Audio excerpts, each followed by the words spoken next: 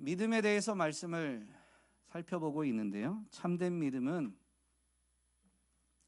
중보자 예수 그리스도를 통해서 하나님을 바로 알고 하나님을 하나님으로 인정하며 그 하나님께 모든 것을 맡기는 것이다 라고 설명드렸고, 그 하나님이 어떤 분이신지 사실 우리는 거룩하신 하나님 앞에 나아갈 수 없기 때문에, 또 우리는 보이지 않는 하나님을 온전히 알 수 없기 때문에 하나님은 중보자를 통해서 말씀하시고 중보자를 통해서 하나님의 사랑을 보이셨으며 중보자를 통해서 우리가 하나님께로 나아갈 수 있게 해주셨죠.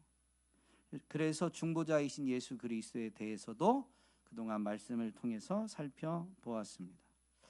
근데 이러한 참된 믿음은 말로 설명하는 게 아닙니다. 목사가 설교를 하다 보니까 이게 말로 설명을 하게 됐지만, 자기 자신의 믿음은 말로 입증되지 않습니다. 믿음은 삶으로, 행동으로 입증이 됩니다. 교회를 찾아오신 예수님의 말씀, 오늘 본문 말씀을 통해서 참된 믿음이 왜 삶으로 입증되는지 되새겨보고 우리의 믿음을 또한 점검하게 되기를 주님의 이름으로 축복합니다. 본문 말씀을 묵상해 보면 믿음은 언제나 하나님이, 또 오늘 본문대로 하면 예수님이 먼저 찾아오심으로 시작된다라는 것입니다. 본문은 지금 라오디게아 교회에 하시는 말씀인데요, 예수님이 교회에게 말씀하시는 거예요. 보아라, 내가 문 밖에 서서 문을 두드리고 있다. 교회인데 예수님이 그 안에, 예수님을 지금 교회가 영접하고 있지 않아요. 문 밖에 계세요. 예수님이 밖에 계신데 지금 예수님이 교회 안에 들어오시려고 문 밖에 서서 두드리고 계시다라는 거죠. 그래서 히브리서 11장을 믿음장이라고 하는데, 11장의 믿음의 사람들이 어떻게 삶을 살았는지 짧게지만 요약하면서 믿음을 설명해 줍니다. 그리고 12장에서 11장에 대한 결론을 내리는데, 이와 같이 우리에게 구름에 둘러싸인 허다한 증인들이 있으니까 우리가 우리의 죄를 회개하고 하나님께 나아가자. 그러면서 그렇게 할 수 있는 비결을 결론으로 내리는데, 그러므로 믿음의 주요, 세 번역은 믿음의 창시자요 믿음의 완성자이신 예수를 바라봅시다 라고 권면합니다. 여러분, 이 표현을 잘 새겨야 되는데요, 믿음의 창시자, 즉 믿음의 시작이다라는 거죠. 믿음을 만들어서 출발하는 창시자가 예수 그리스도이십니다. 우리가 믿음을 먼저 갖는 게 아니고요, 예수님이 우리가 믿음을 가질 수 있도록 해 주셨기 때문에, 그리고 언제나 그분이 우리를 먼저 찾아오시기 때문에, 여러분, 예수님이 믿음의 창시자요. 또 중요한 게 있습니다.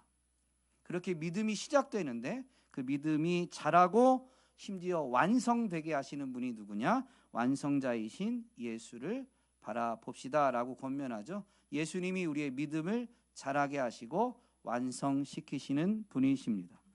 그러면 믿음을 시작하시는 그 예수님이 언제나 먼저 찾아오시는데, 여러분, 예수님이 우리에게 어떻게 찾아오셔요? 오늘 본문에 보면 문 밖에 서서 문을 두드리고 계세요.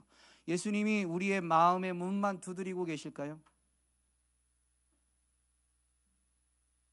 본문을 보면 말씀하고 계세요. 여러분, 안에 있는 사람이 문 밖에 예수님이 서서 문을 두드리고 계신데, 문을 열어드리는 거는 문 두드리는 소리 때문에 문을 열어드리는 게 아니에요. 문을 두드리는 이가 원수거나 대적이면 문은 더 철통같이 잠가야 돼요.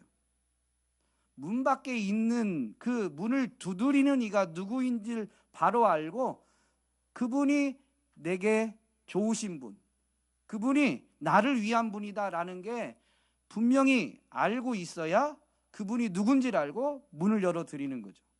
그런데 그 문 밖에 선 분이 누구시다라는 것은 어떻게 분별하냐면 문 두드리는 소리로 분별하는 게 아니에요. 아, 우리 예수님은 문을 똑똑똑 두드리시지, 저 사람은 쾅쾅쾅 두드리네, 예수님이 아니네 라고 판단하지 않습니다. 그분의 음성을 들어야 됩니다. 그래서 문을 여는 건 오늘 본문이 뭐라고 하냐면 누구든지 내 음성을 듣고 문을 연다는 거죠. 그러니 지금 문 밖에 서서 문을 두드리시는 예수님은 문만 두드리고 계신 게 아니에요. 안에 있는 사람의 이름을 부르거나 주님이 지금 안에 있는 사람에게 무언가를 말씀하고 계신 거예요. 그러면 여러분, 예수님이 한 번만 문을 두드리신 건 아닙니다. 문을 두드리고 있다. 계속 문을 두드리고 계신 거예요. 언제까지? 안에서 문 열 때까지. 그런데 문만 두드리시는 게 아니라 말씀도 하고 계신 거죠. 문을 두드리면서 예수님이 말씀하세요. 물론 처음에는 똑똑똑 아주 우아하게 점잖게 문을 두드리시겠죠. 그런데 안에서 못 들어요. 그러면 어떻게 하실까요? 점점 세지겠죠. 똑똑똑 쿵쿵쿵 쾅쾅쾅. 그러면 문을 두드리는데 쾅쾅쾅 두드리면서 뭐 하고 계신다고요? 네, 이름을 부르듯 말씀하고 계세요. 소리를 내서 예수님의 음성으로 지금 말씀하고 계세요. 그럼 문을 쾅쾅쾅 두드리면서 말씀하실 때는 목소리가 작을까요? 클까요? 그러면 예수님이 처음부터 그렇게 하시진 않죠. 여러분, 주님의 음성은 어떤 음성이에요? 주님의 음성을 들으셨죠? 한 번도 들은 적이 없어요? 여러분, 주님은 부드러운 분이십니다. 제가 주님을 닮았잖아요. 비웃음은 아무 건강에 유익하지 않습니다. 예수님은, 하나님은 부드러운 분이십니다. 그래서 조곤조곤 말씀하세요. 엘리야가 갈멜산에서 영적 전투에서 승리하고 바알과 아세라의 제사장들 850명을 싹 죽여버립니다. 그러고 나니까 이세벨이 그 결과를 전해 듣고 분노하면서 온 나라에 공포해요. 내가 반드시 엘리야를 찾아서 죽여버리겠다. 엘리야의 공포가, 이 선포가, 아니 이세벨의 선포가 엘리야에게 들리니까 엘리야가 겁을 먹고 브엘세바 광야로 도망을 칩니다. 급하게 도망을 치다 보니까 엘리야가 지쳐가지고 광야의 로뎀나무 아래서 쓰러지게 되죠. 잠든 엘리야를 위해서 하나님이 먹을 것을 가져다 주시고 그를 깨워서 먹이시고, 그렇게 하시면서 40일 동안 이제 그를 먹이시면서 브엘세바 광야에서 하나님의 산이라는 호렙산으로 엘리야를 데려가십니다. 그리고 나서 그 호렙산에서 하나님이 엘리야에게 말씀하세요. 이제 내가 지나갈 것이다. 너는 나가서 산 위 주 앞에 서 있어라 라고 말씀하셨고, 그때 이제 크고 강한 바람이 주님 앞에서 산을 쪼개고 바위를 부숩니다. 그러나 바람 속에 주님께서 계시지 않았습니다. 바람이 지나가고 난 뒤에 지진이 일어나게 되지만 지진 속에도 주님께서 계시지 않았고, 지진이 지나가고 난 뒤에는 불이 일어났지만 불 속에도 주님께서 계시지 않았습니다. 불이 지나간 다음에야 부드럽고 조용한 소리가 들렸는데, 그때 엘리야는 그 소리를 듣고 외투자락으로 얼굴을 감싸고 나가서 동굴 어귀에 서게 되는데, 엘리야가 선 다음에 다시 하나님의 음성이 들리게 되죠. 엘리야야, 너는 여기에서 무엇을 하고 있느냐. 그리고 나서 엘리야를 아람에 보내서 하사엘에게 기름 부어 왕이 되도록 하라라고 명령하십니다. 어쨌든 하나님이 엘리야를 찾아오시고 엘리야에게 자신을 나타내실 때 바위를 쪼개는 바람, 여러분 바람이 아무리 세다고 바위가 쪼개져요? 바위가 들리는 거는 모르겠는데 바위가 쪼개졌대요. 엄청난 일입니다. 근데 그렇게 엄청난 놀라울 만한 엄청난 일이 이루어지지만 하나님이 그런 일을 행하실 수 있지만 그 일이 이루어진 거기에 하나님이 계신 게 아니에요. 지진이 일어나고 큰 불이 일어나지만 거기에 하나님이 계신 게 아니에요. 여러분, 우리 인생은 하나님을 어떻게 만나냐면 조용하고 부드럽고 조용한 음성으로 하나님을 만나게 되는 겁니다. 그러니까 주님의 음성은 원래 부드럽고 조용해요. 그런데 지금 교회가 예수님의 하나님의 이 부드럽고 조용한 음성을 들어요, 못 들어요? 왜 못 들을까요? 여러분, 소리는 어떤 소리가 들려요? 큰 소리가 들려요. 주님은 부드럽고 조용한 음성인데 오늘날 교회가 주님의 음성에 귀를 기울이지 못하고요, 더 큰 소리에 사로잡혀 있어요. 세상의 소리, 세상에서의 성공에 대한 소리, 또는 세상 것 때문에 일어나는 마음에서 일어나는 불안과 염려와 두려움 등, 여러분, 이런 소리들이 우리 안에 너무 크게 일어나다 보니까 부드럽고 조용하게 다가오시는 주님의 음성을 듣지 못하는 겁니다. 그러면 여러분, 교회는 주님의 음성을 들으려면 어떻게 해야 돼요? 네?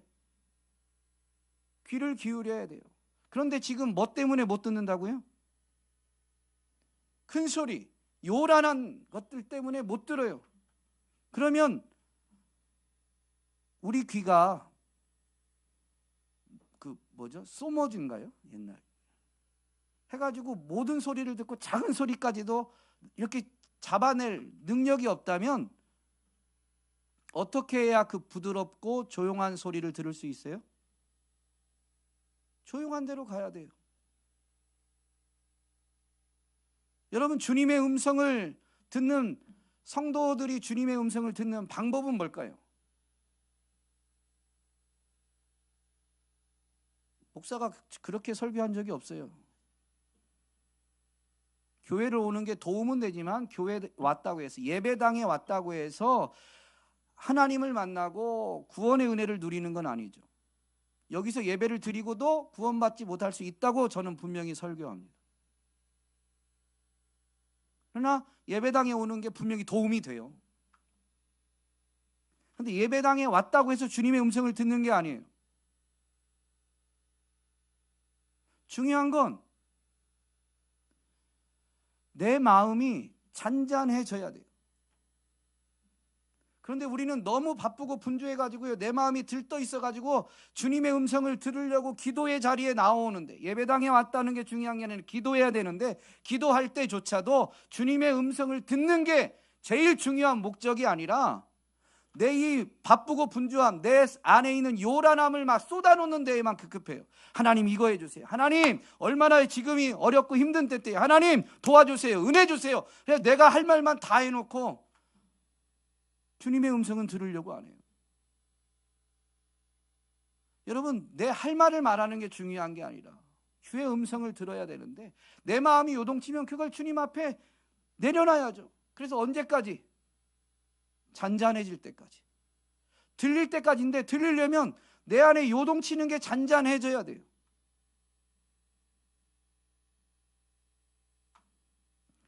그런데 너무 바쁘고 분주한 시대를 살다 보니까 성도들이 기도하는데 마음이 잔잔해지고 세미한 조용하고 부드러운 음성으로 말씀하시는 주의 음성이 들릴 때까지 하나님 앞에 머무르지 못해요.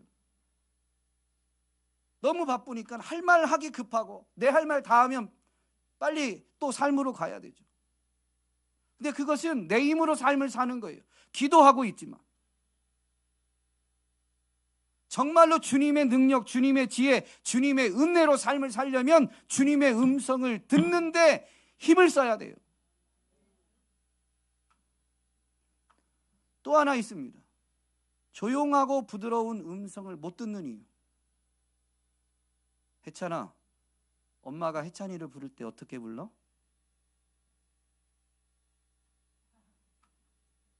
엄마, 아빠가 옆에 계셔서 대답하기 곤란해? 엄마가 혜찬이를 부를 때 어떻게 부르냐면 처음에는 혜찬아 이렇게 불러. 들은 적 있어?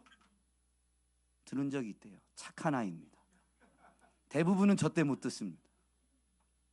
혜찬아, 혜찬아. 대답이 없고 반응이 없어요. 김혜찬! 이렇게 되는 거예요. 아, 표정을 보니 이런 소리를 더 많이 듣는 것 같아요. 아, 농담이에요, 농담. 또 그렇게 부르고 나면 왜? 이렇게 대답을 하죠. 대부분. 혜찬이가 그렇다는 게 아니고 대부분이. 왜? 그러면 와서 밥 먹으라고. 알았다고. 내가 귀가 없어? 알았다고. 이렇게 대답을 해요. 그러면 중요한 건 이런 데 너무 즐거워하지 마세요. 알았어 그러고 와요, 안 와요? 안 와요. 그러면 사실은 그게 들은 거예요, 안 들은 거예요? 안 들은 거예요, 안 들은 거. 그게 무슨 의미냐면요, 알았었는데 그게 소리는 들었는데 내가 엄마가 말하는 의도를 듣고 싶지 않아. 잔소리하지 마. 나 지금 이거 해야 돼, 이 말이에요.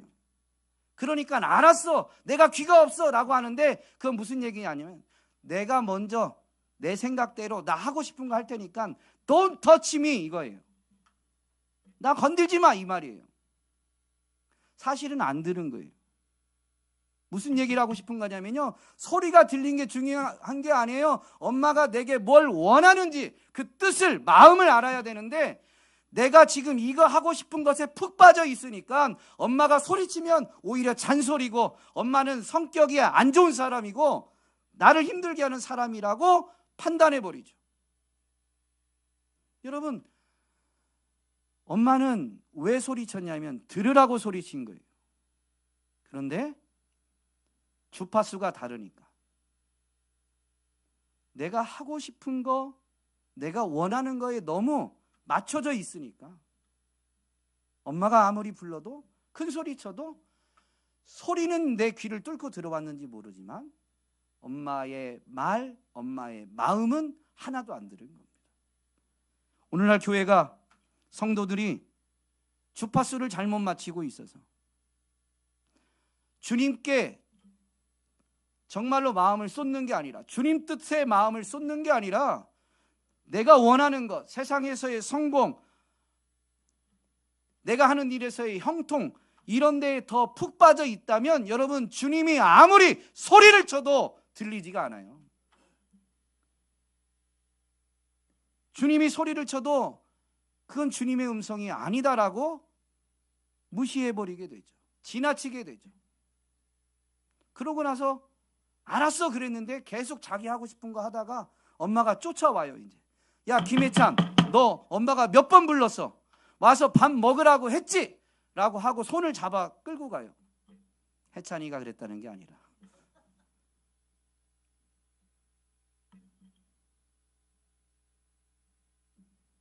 그러면 그때 끌려가서 밥을 먹어요. 우리가 그럴 수 있어요. 여러분, 지금 예수님이 문 밖에 서서 문을 두드리고 계신데요, 이걸 상상해 보면 계속 두드리고 계시대요. 예수님이 과격해지시요. 똑똑똑이 아니고 쿵쿵쿵도 아니고 쾅쾅쾅쾅 계속 두드리시는 거예요. 두드리고 있어요 지금. 그럼 목소리가 어떻게 된다고요? 막 이걸 이렇게 두드리는데 김혜찬, 혜찬아 이렇게 애교 있게 우아하게 말하겠어요? 좀 전에 설명드린 대로. 왜 그렇게 과격해지시고 왜 목소리가 커지고 심지어 호통을 치듯이 말하게 되느냐? 사랑하기 때문입니다. 포기하지 않으니까. 혜찬아, 엄마가 나를 부르는 소리가 김혜찬 이렇게 불렀다는 것은 엄마가 너를 너무너무 사랑한다는 거예요. 엄마는 밖에 나가면 우아하고 아름다운 여자야. 고상한 여자야. 밖에서. 아무도 아멘을 안 하시네요. 자기 얘기 아니라고. 남한테는 그렇게 안 해. 남한테는 말 안 듣는다고 호통치거나 소리 지르지 않아. 그러지 않아요? 예의를 끝까지 지키지. 아니 안 들으면 할 수 없지. 그냥 포기해버리죠. 사랑하기 때문에, 사랑 때문에 포기하지 않는 거예요. 예수님이 왜 문 밖에 서서 두드리고 계시냐면요, 사랑 때문에 포기하지 않으시죠. 그래서 과격해지시고 목소리가 커지시면서 호통까지 치고 계신 겁니다. 근데 오늘 교회가 이렇게 과격해지신 예수님, 호통을 치시는 예수님의 음성을 듣게 되는 건 아닌지 모르겠습니다. 안타까운 건 그렇게라도 들으면 다행이에요. 많은 성도들이 과격해지신 예수님을 만나고 호통치는 주님의 음성을 듣는 경우들이 있습니다. 그래서 성도들 중에 간증할 때 보면 내가 어제 사고 났는데 주님의 은혜였습니다. 아니, 사고 난 게 뭐가 주님의 은혜예요? 사고 안 난 게 은혜지. 사고 안 날 때는 한 번도 주님의 은혜라고 말하지 않다가 주님이 좀 과격해지셔가지고 야, 너 그렇게 살다가는 안 돼! 라고 해서 사고를 딱 나게끔 허용하신 거죠. 문을 좀 격하게 두드리신 거예요. 그때서야 번쩍 정신이 들어가지고 아, 주님의 은혜인데 이것도 주님의 은혜지. 그때 돌아서요. 병원을 안 가고 살았는데 어느 날 병원을 갔는데 이상합니다. 큰 병원 가셔야 되겠습니다. 그래서 큰 병원 갔는데 요것만 제거하면 괜찮습니다. 그럼 또 와가지고 주님의 은혜라고 합니다. 여러분, 아예 아무것도 없는 병원 안 가도 되는 게 주님의 은혜입니다. 물론 그것도 주님의 은혜이지만 여러분, 믿음의 삶에서 진정한 은혜는 조용하고 부드러운 음성을 듣고 사는 게 진짜 은혜예요. 과격해진 주님을 만나는 것도 은혜지만, 그래서 시인은 우리 인생의 한계와 연약함 때문에 내가 고난당하는 것이 유익하다. 왜냐하면 이로 말미암아 주의 율례라고 했지만 그 율례는 주님의 말씀이죠. 인격적인 관계에서 보면 주님의 음성을 듣게 된 거예요. 고난당하는 게 왜 유익하냐? 주님의 음성을 듣게 되기 때문에, 주님을 만나게 되기 때문에, 주님의 말씀을 깨닫게 되기 때문인데요, 예수님이 육을 입고 이 땅에서 사역하실 때에도 과격해지실 때가 있었어요. 바리새인과 서기관들이 예수님의 말씀을 귀담아 듣지 않아요. 끝까지 대적하려고만 하니까. 여러분, 그래서 예수님이 기분 나빠서 바리새인과 서기관들을 향해서 이 독사의 자식들아, 위선자들아, 너희에게 화가 있다라고 호통치며 과격하게 대응하신 게 아니에요. 예수님이 속상해서 그런 거죠. 들어야 되는데, 먼저 말씀을 받은 자들인데, 이걸 깨달아야 되는데 들어야 될 걸 못 듣고 깨닫지 못하니까 예수님이 애가 타서 호통을 치고 소리를 지른 거죠. 여러분, 오늘 우리는 주님의 과격하심을 통해서 깨닫게 되더라도 감사해야 됩니다. 그러나 이왕이면 조용하고 부드러운 음성으로 찾아오시는 주님을 만나고 주의 음성을 듣고 더욱 감사하며 사시기를 주님의 이름으로 부탁드립니다. 여러분, 그런데 이게 주님을 만난 게 믿음이 완성된 것, 끝난 것이 결코 아닙니다. 문을 두드리고 계시고 소리를 지르고 계신데, 그래서 주님이 날 찾아오셨네 깨닫고 나면 문을 열어드리죠. 주님을 영접하게 돼요. 그게 믿음의 전부가 아니라니까요. 오늘 본문에 보니까 문을 열어드리면 주님이 들어와서 어떻게 해요? 잘 있었네? 그렇게 계속 살아? 그러고 가세요? 들어오셔서 먹고 더불어 먹고 사는 겁니다. 주님이 내 안에서 먹고 나도 먹고 주님과 함께 사는 게 여러분 믿음의 삶입니다.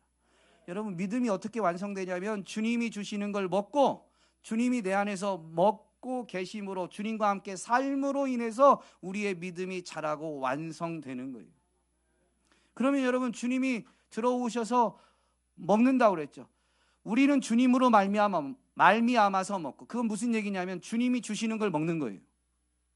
또 우리 안에 들어오신 주님은 우리로 말미암아 우리와 함께 먹어요. 그러면 주님은 우리가 드리는 걸 드시는 거예요. 누군가 손님이 왔어요. 그분께 문을 열어드리고 영접했어요. 그분이 선물을 갖고 오죠. 방문하면서 오랜만에 봤는데 반가웠어. 이거 작지만 뭔가 꼭 먹을 게 아니지만 먹는다는 오늘 본문 관점에서 보면 뭘 가지고 오세요. 그래서 그걸로 먹어요. 그러나 그 손님이 갖고 온 걸로만 먹어요. 내게 있는 것도 손님이 오셨으면 그분을 영접하면 우리 집에 있는 것도 정성껏 내어놓아요. 예수님을 영접하고 예수님과 함께 먹을 때, 그래서 같이 살 때는 예수님이 공급해 주시는 걸로 우리는 먹지만, 여러분, 우리도 예수님께 무언가를 내어드려서 예수님도 드셔야 돼요. 그러면 예수님이 우리에게 공급해 주시는 양식이 뭐예요? 말씀입니다. 그것을 외형적으로 비유하면서 보여주셨죠. 떡을 떼고 포도주를 나누면서. 근데 떡이 뭐라고 그랬어요? 내 몸, 내 살이라고 그랬어요. 여러분, 빵을 먹으면 그게 이제 예수님의 몸을 상징하는 건데요. 몸을 먹으면 예수님은 말씀이 육신이 되신 분이니까, 그래서 예수님이 우리에게 몸을 내어주신다는 건 말씀을 계속 주시는 건데요. 그 비유적으로 빵을 먹으면 여러분 뭐가 돼요? 네, 살이 되고 피가 됩니다. 피가 되고 살이 돼요. 그건 우리의 몸이라는 얘기예요. 우리는 말씀을 먹음으로 그 말씀이 우리 몸이 돼야 돼요. 말씀이신 예수님이 사람의 몸을 입고 이 땅에 오셔서 하나님의 뜻에 죽기까지 복종하신 것처럼, 여러분, 예수님을 영접했으면 예수님이 오셔서 우리에게 말씀을 주실 때, 하나님의 뜻을 깨닫게 해주실 때, 그 예수님의 말씀을 듣고 하나님의 뜻에 예수님처럼 말씀이신 그분이 육신을 입고 하나님의 뜻에 죽기까지 복종하신 것처럼, 우리도 예수님이 주시는 말씀, 하늘 양식, 하나님의 말씀에 하나님의 뜻에 죽기까지 복종함으로 우리가 먹은 양식이 우리의 몸이 되고 피가 되고 살이 되는 삶을 살아야 되는 겁니다. 그래서 하나님은, 예수님은 보이지 않는데, 하나님의 뜻이 무엇인지 보이지 않는데, 그 뜻에 담긴 하나님의 선하심과 인자하심이 보이지 않는데, 그 주시는 양식을 먹고 우리의 몸이 되게 될 때, 우리의 삶이 되게 될 때, 여러분, 몸으로 살아내는 우리의 삶을 지켜보는 사람들이 예수님이 어떤 분이신지 보게 되는 거예요. 하나님을 우리가 볼 수 없지만 말씀이신 그 하나님, 예수님이 사람의 몸을 입고 오심으로 우리가 하나님이 이렇게까지 우리를 사랑하시는구나 라는 것을 보게 된 것처럼, 우리 안에 들어오신 예수님이 주시는 말씀을 우리가 먹고 그것이 우리의 몸이 되게, 피가 되게, 살이 되게, 그 하나님의 뜻에 죽기까지 복종할 때, 여러분, 이제 승천하셔서 더 이상 보이지 않는 그 예수님이, 하나님이 세상에 보이게 되는 겁니다. 그러면 그분이 이제 떠나지 않고 계속 사시려면 그분도 드셔야 되는데, 여러분, 예수님은 무엇을 드실까요? 우리는 무엇을 내어드려야 영이신, 이제 영으로 우리 가운데 내주하시는 그 예수님이 드실 수 있게 할까요? 예수님이 드시는 양식은 뭐예요?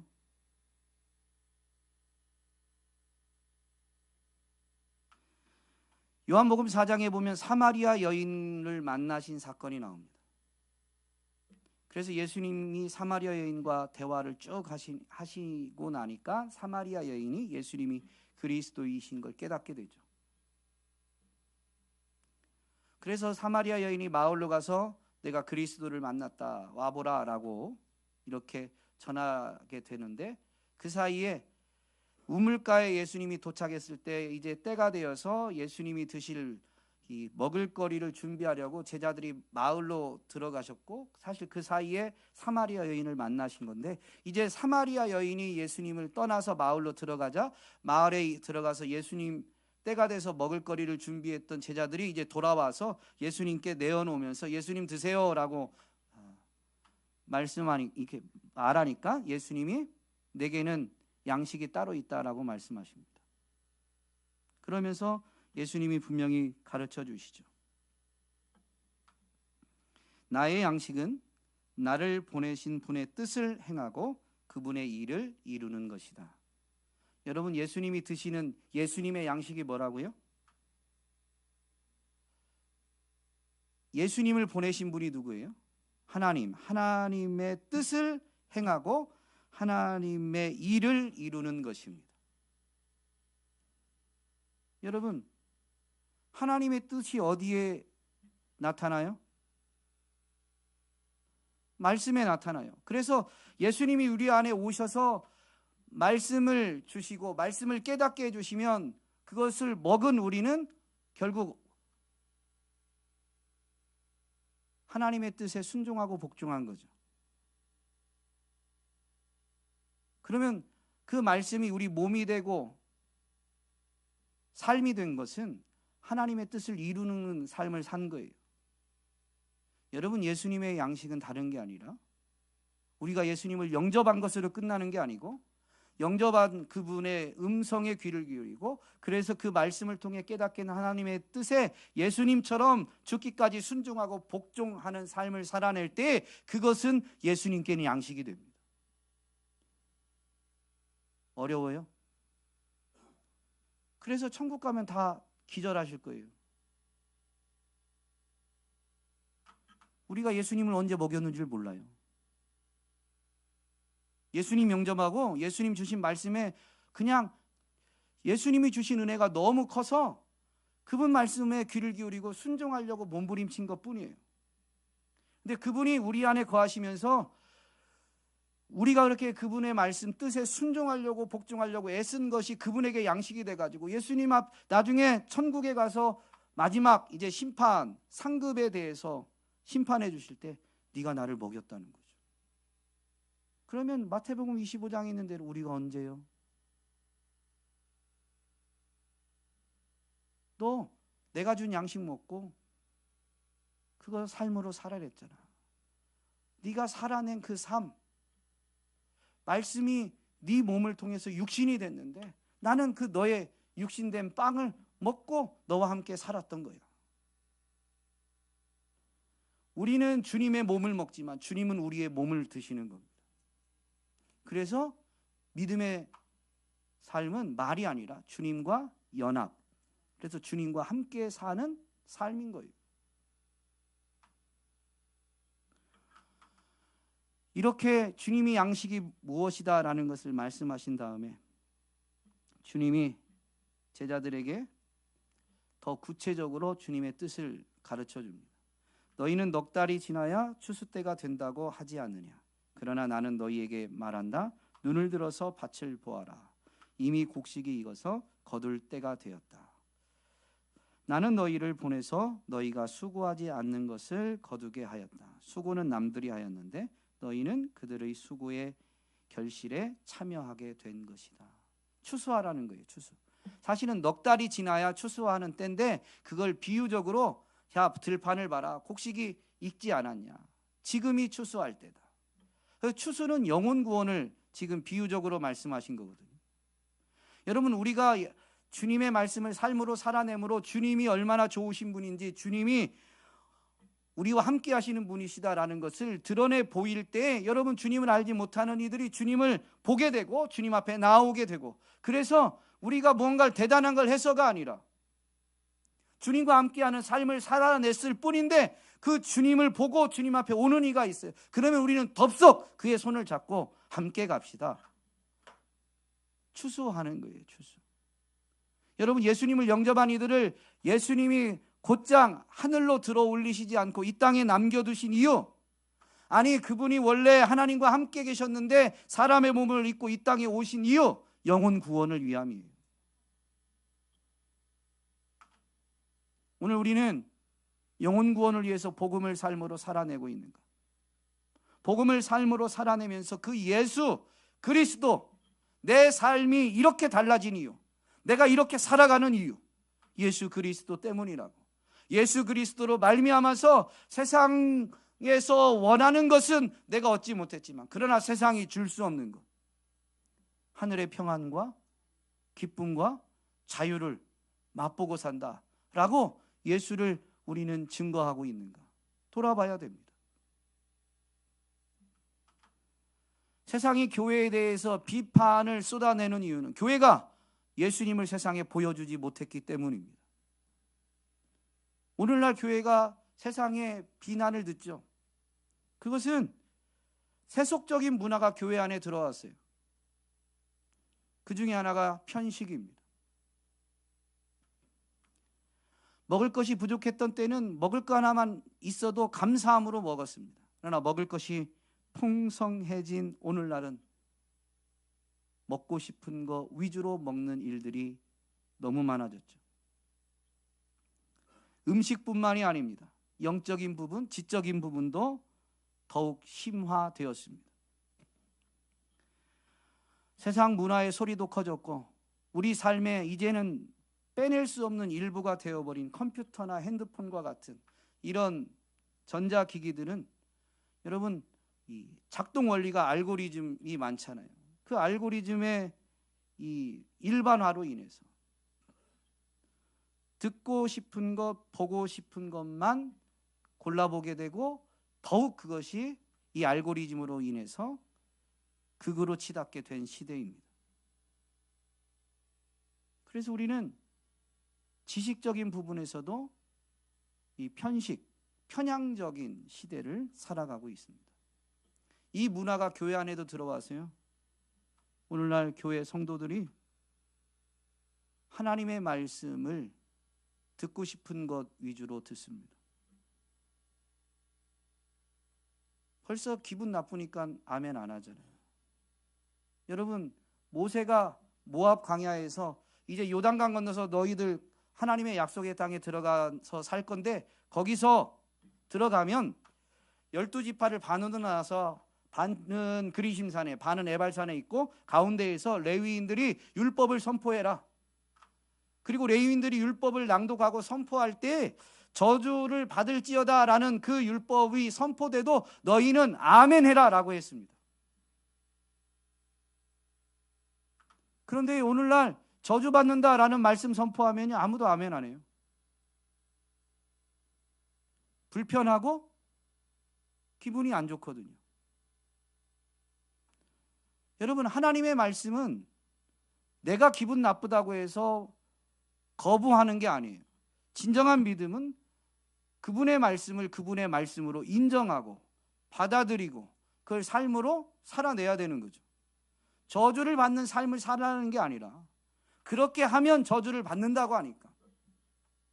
하나님은 우리에게 저주를 주기를 원하시는 분이 아니고, 하나님은 우리에게 그 얼굴을 비추고 은혜를 베푸시고 평강을 주시고 복을 주시기 원하시는 분이니까, 이 말씀에 이렇게 하면 저주를 받는다고 하니 나는 이 말씀 이렇게 하는 것은 하지 말아야 되겠구나, 그렇게 결단하고 삶으로 살아내야 되는 거예요.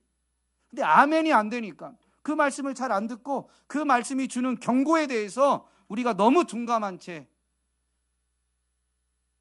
하지 말아야 될 것을 하고 있는 것에 대해서 돌이키지 못하는 일들이 교회 안에 많이 있는 겁니다.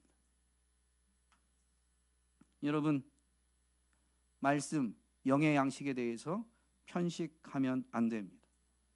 어떤 말씀이든 목사의 말이라면 아무 소리 안 하셔도 돼요.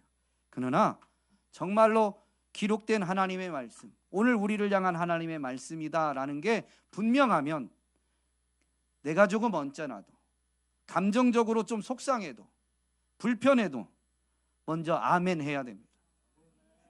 의지적으로 하고, 그래서 정말로 하나님이 주시고자 하는 것을 받아 누리는 복된 삶이 되어야 될 줄로 믿습니다.